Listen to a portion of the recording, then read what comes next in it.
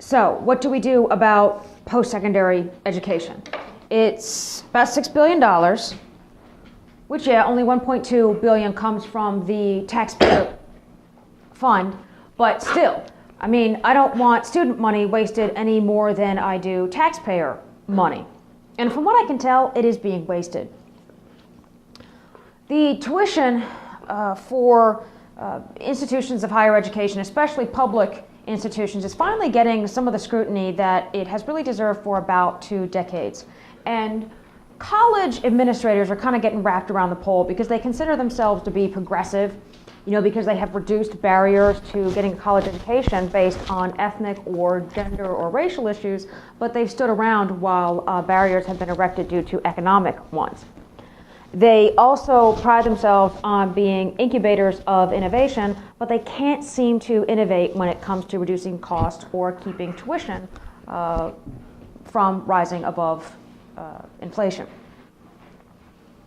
I have zero sympathy for these guys. I mean, take a look at University of Kentucky's website under the, I think, the administration page, and you'll see 22 deans or directors of schools.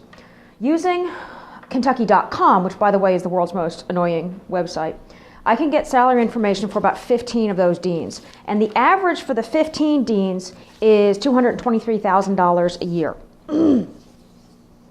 Wow. If you extrapolate that to the 22 deans, you'll come up with about $5 million total, which to me is quite extraordinary. I mean, that doesn't include the president, who's coming in about $675,000 a year. I think that's total compensation, or the provost, who's at $291,000 a year.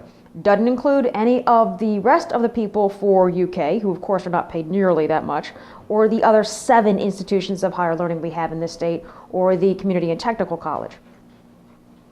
Another kind of whopper I found in the University of Kentucky budget was $910 million for its hospital. Now, if you recall from the budget for the Health and Human Services cabinet, that was about $7.7 billion. That was Kentucky's biggest line item, basically medical services for the poor.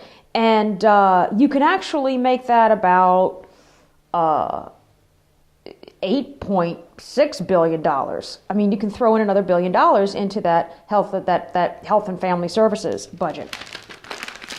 So what do you do about post-secondary education? Well, how do you eat an elephant?